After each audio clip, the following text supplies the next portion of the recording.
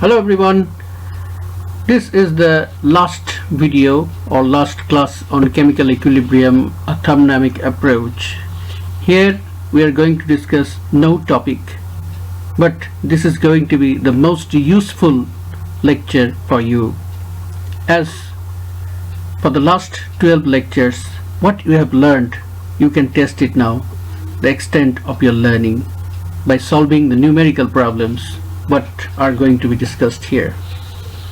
But before starting, let me go back to a previous lecture, the 8th lecture, and in that lecture let me make some corrections. A little bit typing error was there. This is the covering slide of the 8th lecture. Move on to slide number 1, 2, 3, 4 and 5. This is the 5th slide, okay, in the lecture number 8, where here in this calculation, in the denominator there should be T1 into T2, okay. By some mistake somehow the T1 was missing, so make this correction first, okay. So add a T1 here, okay. So this T1 must be added here in the 5th slide. Now let us move on to the 6th slide. Here also, when this equation was rewritten here also the T1 was missing, okay. So you just make the correction, add a T1 here. So in the denominator there should be T1, T2, okay. So these two were the corrections before commencement of lecture number 13, where we are going to discuss the numerical problems.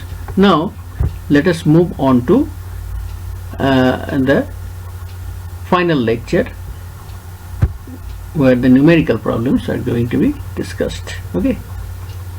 So the covering slide of lecture number 13 is this one, and here the first problem. At 100 degrees Celsius, the vapor density of dinitrogen tetroxide, VD means vapor density, it is 25 at 1 atmosphere pressure. You have to show that Kp equals to 9.6, okay. So if you want to try it yourself, then pause the video and do it in your copy, then tally your answer or the procedure with what is being shown here, okay. So hope you have tried. Let me continue. Here we have D means vapor density, it is 25, but originally the vapor density before dissociation should be the original molecular weight of N2O4 divided by 2, because M equals to twice D, okay. Therefore D equals to M by 2, and if it is D0 then it is M0 by 2. Now you have 2 atoms of nitrogen and 4 atoms of oxygen, so 2 into 14 the atomic weight of nitrogen, and 4 into atomic weight of oxygen 16, and the result is 46, okay. And for this reaction, the decomposition of N2O4 into twice NO2, both in the gaseous state, the stoichiometric value of NO2 it is 2, okay. And if we try to calculate the overall number of moles after dissociation, it should be 1 plus alpha. How? Now after dissociation of alpha fraction, this is the degree of dissociation of N2O4, the amount which is remaining undissociated is 1 minus alpha. So the production should be twice alpha, and the total number should be 1 minus alpha plus twice alpha. That means this one plus this one, and the result is 1 plus alpha. So this is right now is the total number of moles of the reactant and the product. Now what is the relationship between alpha and vapor density? You have 4 relationships, out of which here is one of them. It is d0 minus d over nu minus 1 into d. So let us put the values. So D0 is 46, D is 25, nu is 2, and here T again 25, and the result is 0.84. And what should be the partial pressures of the corresponding species? First of all, the reactant N2O4 and the product NO2. Now the first one, the reactant, it should be the overall pressure into mole fraction. What is the mole fraction? Now what is the number of moles? It is 1 minus alpha divided by total number of moles into overall pressure. So the value is 1 minus 0.84. It is the value of alpha which has been derived here, divided by 1 plus alpha, that means 0.84, into what is the pressure? Now it is 1 atmosphere. This 1 atmosphere, this value is put here. Okay, and the result is 0.087 atmosphere. And what about the partial pressure of NO2? The partial pressure of NO2 is the number of moles of NO2 divided by the total number of moles. That means this is the mole fraction of NO2 into the total pressure. So it is 2 into 0.84, that is the degree of dissociation, divided by 1 plus 0.84 into 1 atmosphere. Okay, and the result is 0.913 atmosphere. So we have got the expression of partial pressures. Now let us apply these two values in the expression of Kp. So what is the expression of Kp? From the general expression what we have derived from the Gibbs-Duhem relation. Now it is in the numerator the partial pressure to the power stoichiometry of the products divided by partial pressure to the power stoichiometry of the reactants. Okay, here only one product, one reactant, and the stoichiometry of the product is 2 and the stoichiometry of the reactant is 1. Okay, so the expression is simple: partial pressure of NO2 squared divided by partial pressure of N2O4.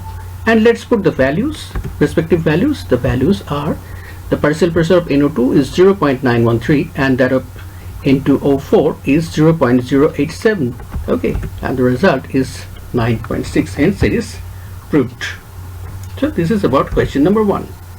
Okay, and question number 2, gaseous I2 at 1 atmospheric pressure dissociates 1% into atoms at 600 degrees Celsius and 25% at 800 degrees Celsius. You have to calculate the enthalpy change for the dissociation. So how does it dissociate? I2 dissociates into twice I. Okay, and when the pressure was 1 atmosphere, then the degree of dissociation was 0.01 because it is 1%, and when at 600 degrees Celsius definitely, and at the same pressure when the temperature was raised to 800 degrees Celsius, the degree of dissociation became 0.25. Okay, and we know the partial pressure expressions as usual, like the previous one, 1 minus alpha divided by 1 plus alpha for the reactant, and for the product it should be twice alpha by 1 plus alpha, and here total pressure definitely must be multiplied with this mole fraction values. Here also the same. Okay, so the values of alpha at 600 degrees Celsius is alpha 1, and at 800 degrees Celsius it is alpha 2, and according to the questions provided it should be alpha 1 0.01 and alpha 2 is 0.25. Okay, so for this reaction or the dissociation of iodine into atomic iodine, that means I2 into twice I, the expression is very simple: partial pressure of iodine squared divided by partial pressure of I2. Okay, this is actually iodine means atomic iodine. Okay, and let's put the corresponding value of partial pressure of atomic iodine, twice alpha by 1 minus alpha into P, and here that of I2 molecule, it should be 1 minus alpha divided by 1 plus alpha into P. Okay, and if you simplify this, then you will get this result: 4 alpha squared divided by 1 minus alpha squared into pressure. So P squared by P is P. Okay, so it should have some unit, and that unit must be atmosphere, because these two are dimensionless. Okay, so we have only, the one pressure P equals to 1 atmosphere and 2 temperatures. So we have different Kp values. At 600 degree it is Kp1 and 800 degree it is Kp2 respectively, and by putting two different values of alpha we have got two different values, okay, in this equation, in this expression. Well, first time the value of alpha 1 0.01 and second time the value of alpha 2 0.25, and the two results are 4 into 10 to the minus 4 for alpha 1 and 0.27 for alpha 2. So these two are the values of Kp1 and Kp2. Okay, now let us put this into the Van 't Hoff isochore, remember, isn't it? So this is the Van 't Hoff isochore, ln Kp2 by ln Kp1, and here this is the corrected equation, here T1 T2 in the denominator. Okay, so just simply put the values except delta H. We have to find out this value delta H. So we know all these values. Kp2 is 0.27, Kp1 is 4 into 10 to the minus 4, here it is simplified 0.0004, and here in the right hand side the value of R in the SI unit 8.314 joule, and here the value of T2 is 800 degrees Celsius, that means plus 273, that means 1073 Kelvin, minus 600 degrees Celsius, that means 873 Kelvin, and here in the denominator T1 T2, that means their product. Okay, and here by rearranging this equation we can find out the value, or by solving this equation we can find out the value of delta H, which is actually 253682 joule. Okay, that means 2,53,682 joule, or in kilojoule it is 253.682 kilojoule. Okay, so this is the value of alpha. So that's all about problem number 2, and let's move on to problem number 3. Here at 37 degrees Celsius and 1 atmospheric pressure, dinitrogen tetroxide has been found to be 30% dissociated. You have to calculate the value of Kp. Also find the degree of dissociation at 10 atmospheric pressure and 37 degrees Celsius, and show that the result agrees with the Laws-Atelier's principle. So I just compress this question. Okay, here I've compressed this question here, and let's find out the answer, or let's solve this. First of all, the equation of dissociation of NaOH into twice NO2, and undissociated N2O4 after dissociation is 1 minus alpha, where alpha is the degree of dissociation and the amount of NO2 is twice alpha. Okay, hence the total number of moles after dissociation should be the summation of the number of moles of the reactant and the product. It is 1 plus alpha. It is given that is the dissociation is 30%. That means the value of alpha is 30 by 100, that is 0.3. Okay, and the corresponding expressions of the partial pressures of the reactant, it is definitely 1 minus alpha divided by 1 plus alpha into pressure, and it is found to be 1 minus 0.3 divided by 1 plus 0.3 into 1 atmosphere, and it is 0.5385 atmosphere, and the partial pressure of NO2 is twice alpha divided by 1 plus alpha, that's the mole fraction, into the total pressure. Okay, and the values 2 into 0.3 divided by 1 plus 0.3 into 1 atmosphere, and the result is 0.4615 atmosphere.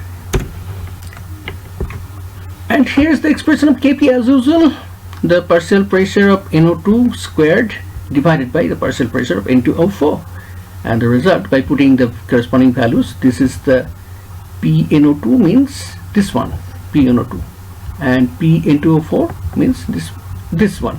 Okay, so we have put these values here, and the result is 0.396. So this is the first part. We have calculated the value of Kp. Now we have to find out the degree of dissociation if the pressure becomes 10 atmosphere. That means next time when we shall do this problem, then in place of Kp we shall put this value. Okay, and in place of pressure, the P, we have to put 10 atmosphere instead of 1 atmosphere. Here we have put 1 atmosphere, isn't it? But before that, let me let me simplify this equation in terms of alpha. Okay, how? Let me see here. So this is the partial pressure of NO2, the product, and here is the partial pressure of N2O4, the reactant. Okay, so when in terms of alpha these values are put here, then the simplified form must be 4 alpha squared divided by 1 minus alpha squared into the total pressure P. Okay, so now we know the value of Kp. Okay, Kp, the value of Kp has been found to be 0.396. Okay, so we put 0.396 here, and here in place of alpha we don't know the value of alpha, we have to find it out. Okay, but we can put 10 atmosphere here in place of P. So when P equals to 10 atmosphere, then this is the equation, and the solution of this equation is alpha equals to 0.10. Okay, now we have to make some statement whether this is in agreement with the Le-Chatelier's principle. So let us discuss that the pressure has been increased. Okay, and here in this dissociation the number of molecules is also increasing. So in the right hand side there are more number of molecules. So if you increase the pressure, the value of alpha should decrease, isn't it? Here also we find that at 1 atmospheric pressure it was 0.3, and at 10 atmospheric pressure the degree of dissociation is 0.1, so it is decreasing. So it is in agreement with the Le-Chatelier's principle. So we have to write for this equation N2O4 into twice NO2 the value of delta nu, that means the stoichiometric difference is 2 minus 1 equals to 1. Okay, therefore according to the Le-Chatelier's principle, that means this one is positive. Okay, this is not minus 1, this is plus 1, so this is a positive value. So according to Le-Chatelier's principle, if delta nu is positive, then on increasing pressure the reaction should shift to left. That means the dissociation would decrease. Okay, the dissociation would decrease because here it would tend to decrease the number of molecules in order to accommodate the species at high pressure. So it would try to decrease the number of molecules. That means that reaction should shift to from right to left. Okay, therefore here also on increasing the pressure from 1 atmosphere to 10 atmospheric pressure, the degree of dissociation decreases from 0.3 to 0.1. So that is the reaction shifts to left. So this is in agreement with the Le-Chatelier's principle. That's all for problem number 3. Okay, now let's move on to problem number 4. Problem number 4 is this one. Kp for the reaction nitrogen plus hydrogen equals to twice ammonia at 400 degrees Celsius is 1.64 into 10 to the power minus 4. You have to find out the value of Kc, and also you have to find the value of delta Z0 by using two expressions. One is Kp, another Kc. So they should yield two different results. Now you have to interpret why this difference is happening here. Okay, so let's solve. So first of all we write this equation: 1 nitrogen plus 3 hydrogen equals to twice NH3. Okay, and the stoichiometric difference must be the number of products minus the number of reactant molecules, 3 plus 1. So the result is minus 2, and the value of Kp is given to be 1.64 into 10 to the power minus 4 atmosphere to the power minus 2. Why this minus 2? Because this stoichiometric difference is here minus 2, hence it should have some unit which is atmosphere to the power minus 2 here. Okay, and we know the relationship between Kp and Kc. It is Kc equals to Kp into RT whole to the power minus delta nu.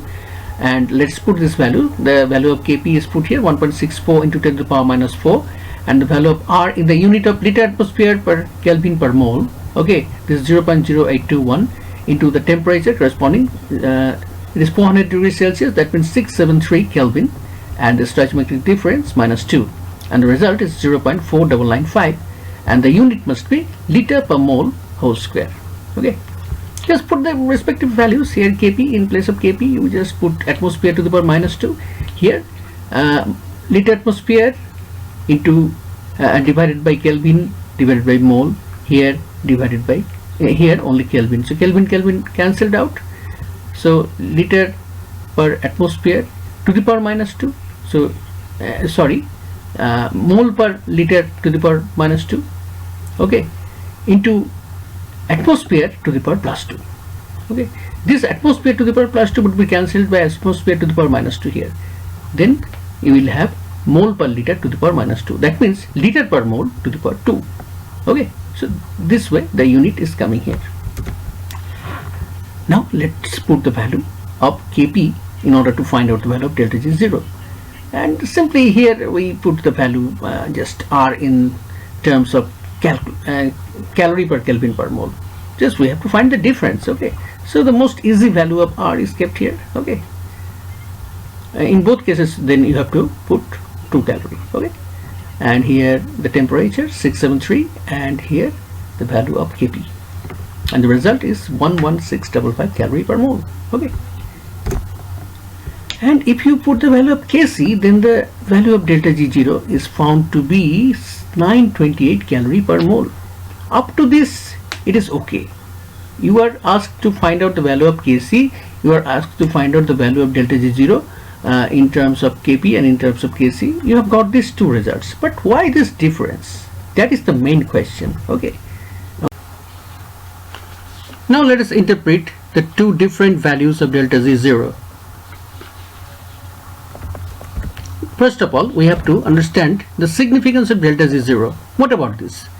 The significance of delta Z0 is that it is the free energy change when all the reactants and products are in standard state. Standard state means STP, standard temperature and pressure. Standard temperature is 25 degrees Celsius, that means 298 Kelvin, and more accurately 298.15 Kelvin. And standard pressure in the old convention it was 1 atmosphere, and in the new convention by IUPAC it is 1 bar. But if we still stick to the old convention, then it is taken to be 1 atmosphere. Okay, standard pressure, that is the is 0. That means there is no difference in number of moles in the reactants of the products. Then delta nu is 0, and in that case Kp equals to Kc, and conversely the delta Z0 should have the same value. Whatever we use, we may use Kp, we may use Kc. But if delta nu has some value, maybe it is positive, maybe it's negative, it should have some value, it's not equal to 0. In that case the Kp or Kc should have some own unit, own dimension. Okay, and in that case they should have different values, and hence delta Z0 becomes different. Okay, so why this difference? Let us see. Let us go to the expression of delta Z0, which is minus RTL and Kp. You know how did it come? Actually, when the partial pressures or concentrations are fixed at 1, then delta Z becomes delta Z0, and that respective value is minus RTLN, either Kp or Kc or Ka, whatever. Okay, so if it is Kp, then it means that when the standard state, when the partial pressures of all the components, that means the reactants and products, are fixed at 1 atmospheric. But when we use delta Z0 in terms of Kc, that is minus RTL and Kc, then the standard state means 1 mole per liter. So these two are different things. 1 atmospheric and 1 mole per liter are different. They are not same. So they have different values. Okay, that is why. So the values are different. So this is the interpretation. Now move on to our next problem, which is at 1000 Kelvin the pressure of iodine gas is found to be 0.112 atmosphere due to partial dissociation. Has there been no dissociation? The pressure have been 0.074 atmosphere. So we have to calculate the Kp, okay, for this dissociation reaction. I2 equals to twice I. Okay, video and try to solve it out. I think you can now do this. Okay, now play the video. Okay, now tell your result with the discussion here.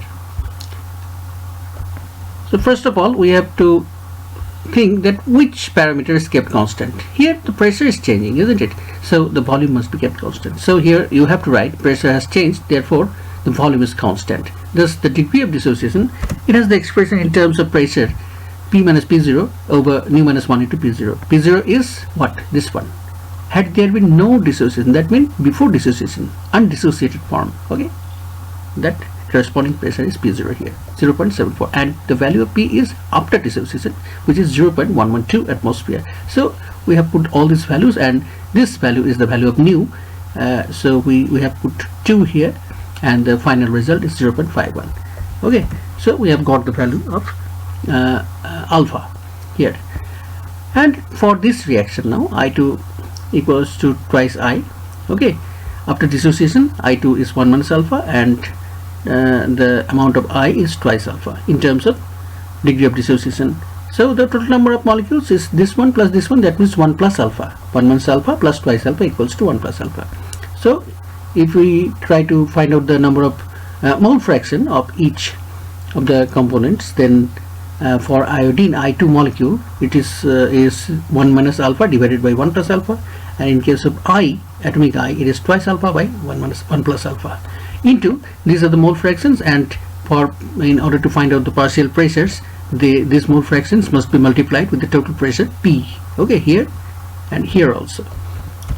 So what is the expression of Kp? This is the expression of Kp, we know that, and the simplified form is 4 alpha squared over 1 by 1 minus alpha squared into P.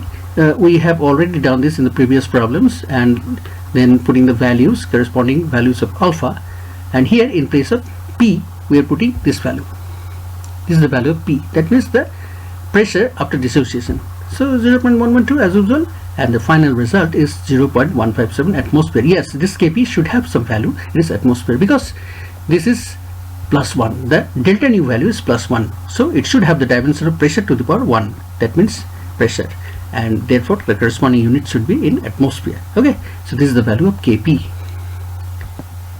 And finally the last problem, the dissociation equilibrium constant Kp for this equation, you have already done this, dissociation of N2O4 into NO2 at 25 degrees Celsius, and 1 atmospheric pressure is 0.141. Show that the dissociation can be made spontaneous for the production of NO2 at 10 atmosphere and 25 degrees Celsius. So it can be made spontaneous, that means you have to prove that delta Z is negative. Okay, so let's proceed. How delta Z can become negative?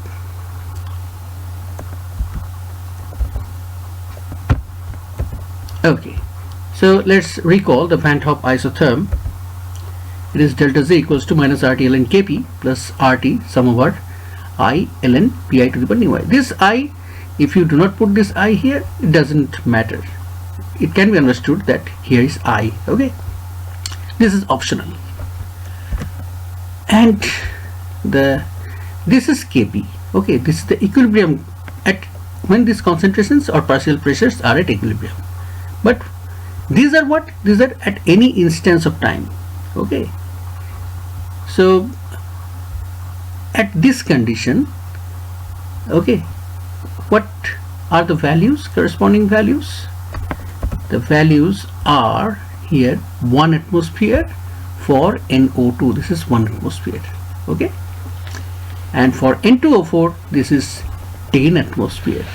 Okay, so the values for NO2 has been fixed at 1 atmosphere, and the corresponding partial pressure of N2O4 has been fixed at 10 atmosphere. So we are putting this value including the value of Kp, which is 0.141.